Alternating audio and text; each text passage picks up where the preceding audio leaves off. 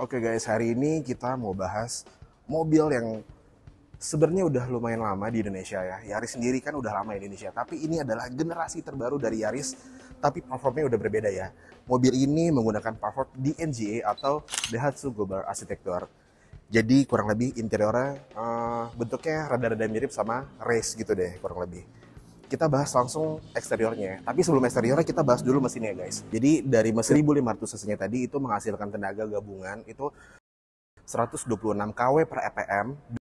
Itu gabungan ya antara mesin bensin dan mesin hybridnya.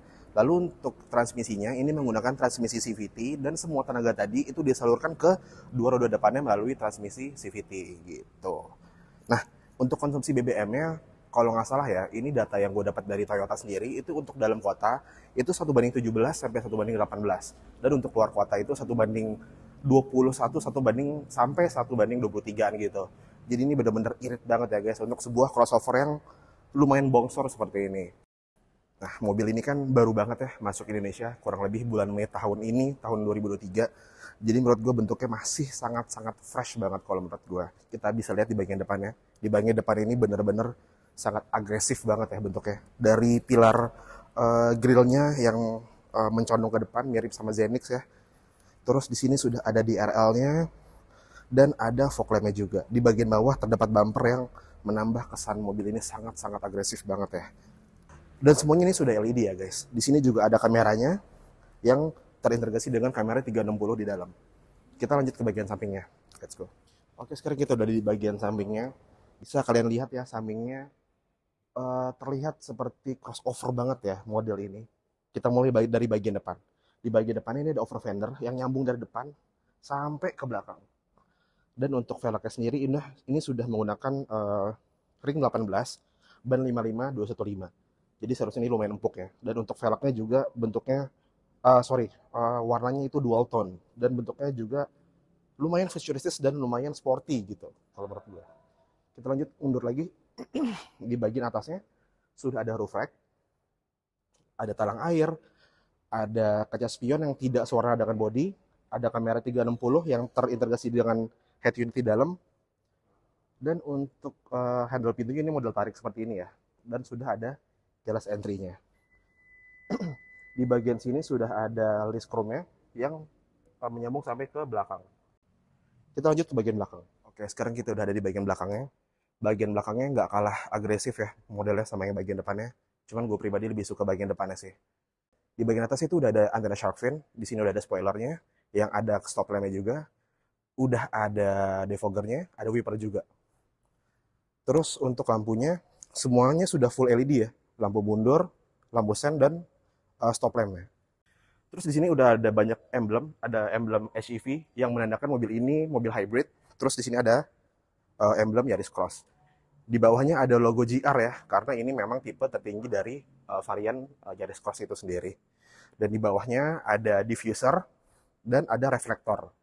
Diffusernya sendiri juga menambahkan kesannya mobil ini lumayan agresif ya guys. Oh ya, di sini juga ada sensor parkir yang memudahkan kita untuk parkir. Kalau parkir mundur gitu. Kurang lebih bagian belakangnya seperti ini. Kita lanjut ke bagian dalamnya sama Zilla. Let's go.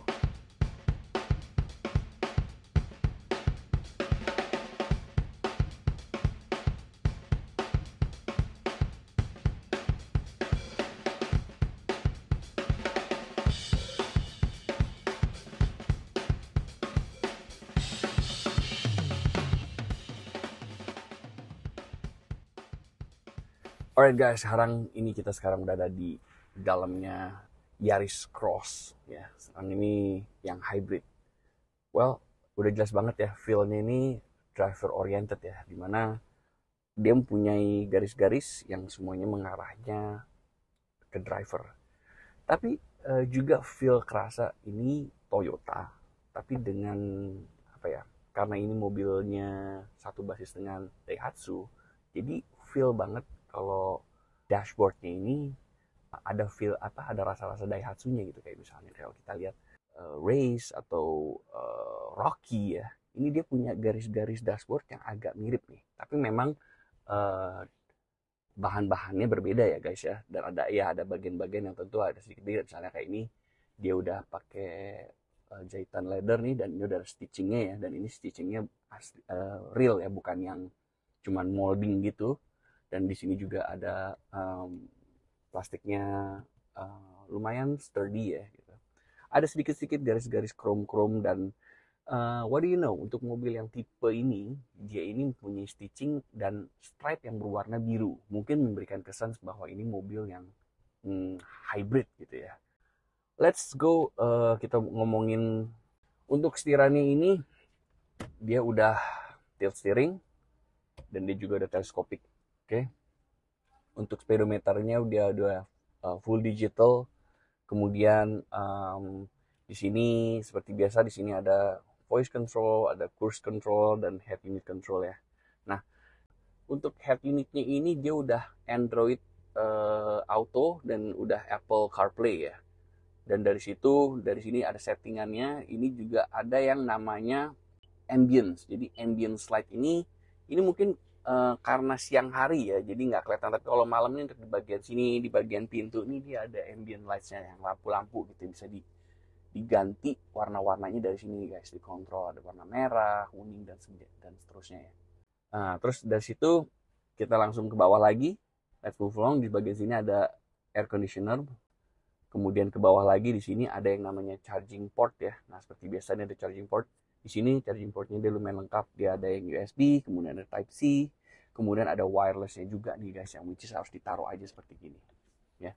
Untuk starter engine startnya itu pun dia ada di sisi sini nih guys. Biasanya di mana-mana yang mobil tuh masih di sini ya. Oke, now let's move along untuk ke bagian transmissionnya ya. Transmissionnya matic. Dan kita kalau ke bawah lagi, kita bisa lihat di sini untuk handbrake-nya dia sudah elektrik ya. Ada hold-nya juga. Dan untuk ke bagian sini dia ada mug holder / untuk naruh kompartemen gitu, karena dia modelnya bisa di adjust gitu guys. Jadi kalau dipencet gini, nah dia otomatis langsung jadi mug holder. Tapi kalau dilipat gini, otomatis dia jadi kompartemen aja gitu. Untuk bagian sininya handrest-nya juga ada kompartemen. Wih, ternyata ada pegasnya ya guys. Tuh, jadi ada pegasnya gitu. Not bad gitu. Nah, untuk di bagian sini dia juga ada kompartemen. Oh, tapi dia kompartemennya dia nggak ada pegasnya ya. Langsung jatuh aja. Oke. Untuk bangku dia udah leather, kemudian bucket seat. Cuman untuk yang passengernya dia masih tuas. Untuk yang drivernya dia udah elektrik kayak gini nih guys. Tuh, udah. Dia sama dengan dashboardnya. Dia ada stitching warna birunya, dan di sini ada sedikit-sedikit memberikan warna biru nih guys. Di sini untuk mobil yang tipe ini dia itu punya kamera ya, in-dash camera. Dan gue berharap banget semua mobil di masa depan ada ini ya, ada kamera yang modelnya kayak gini. Ke atas ini dia udah ada panoramiknya, tapi just panoramik ya guys, dia nggak ada sunroof, jadi cuma panoramik. Tipenya model dipencet ya. Di sini juga ada lampu LED white ya. Dan ini modelnya dia tinggal pencet seperti gini aja. Well, without further ado, seperti biasa, tinggi saya 180 kurang lebih. Posisi duduk saya seperti ini.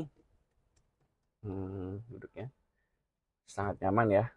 Kita bakal move along ke second passenger untuk lihat gimana posisi duduk dan gimana bagian belakangnya. Let's move along. Alright guys, sekarang ini gue udah di bagian passengernya ya. Seperti biasa, tinggi gue 179-180, sangat nyaman. Bahkan dengkul gue pun juga masih lumayan jauh ya. Bahkan masih bisa selonjoran seperti ini guys. Headrestnya di belakang ada 3. Dan dia ini udah leather ya, warna hitam. Untuk door trimnya sendiri pun dia ini udah soft touch ya, dengan list chrome, dominasi warna hitam dengan list chrome-nya.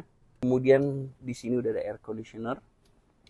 Di bawahnya ada colokan Type C 2 nih ya, ada 2 biji.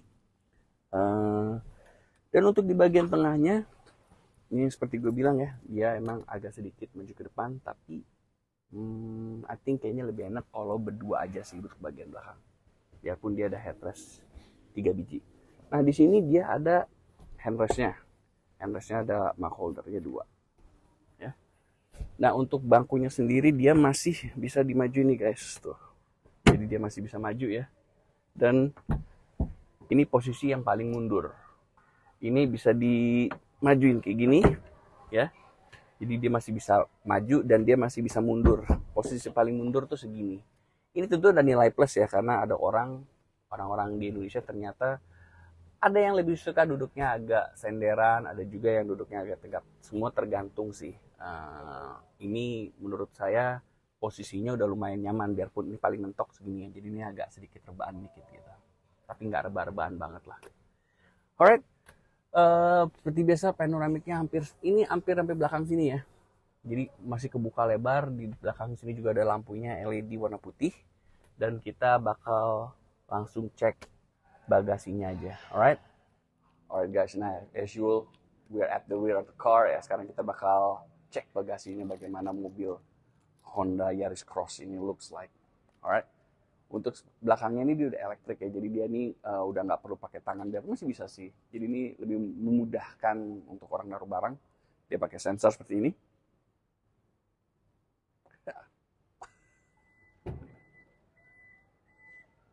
Ya. Jadi terbuka seperti itu, dan ini, what do you know, ini besar ya, ini very big, dan dia modelnya ada yang sliding begini buat bagian atasnya. Ada tray-nya gitu. Untuk menyetarnya juga gampang karena dia modelnya yang raw. Di sini dia modelnya landai. Ini sangat memudahkan orangnya karena ada juga bagasi itu yang modelnya dia nggak landai. Jadi dia tuh agak nunggak dan kemudian ke bawah gitu ya. Kalau ini dia modelnya landai. Jadi it's more easier to access gitu ya. Large full luggage ya kayaknya muat buat di sini. Tapi seperti biasa ini juga bisa dilipat ya untuk bagian tengahnya untuk more capacity ya. And I think it's more than enough ya. Untuk bagian bawahnya di sini ini masih ada storage ya di sini ya. Dan di bawahnya lagi ada ban serepnya. Well, I think that is enough for the baggage. Untuk nutup sendiri pun dia boleh pakai sensor seperti itu juga.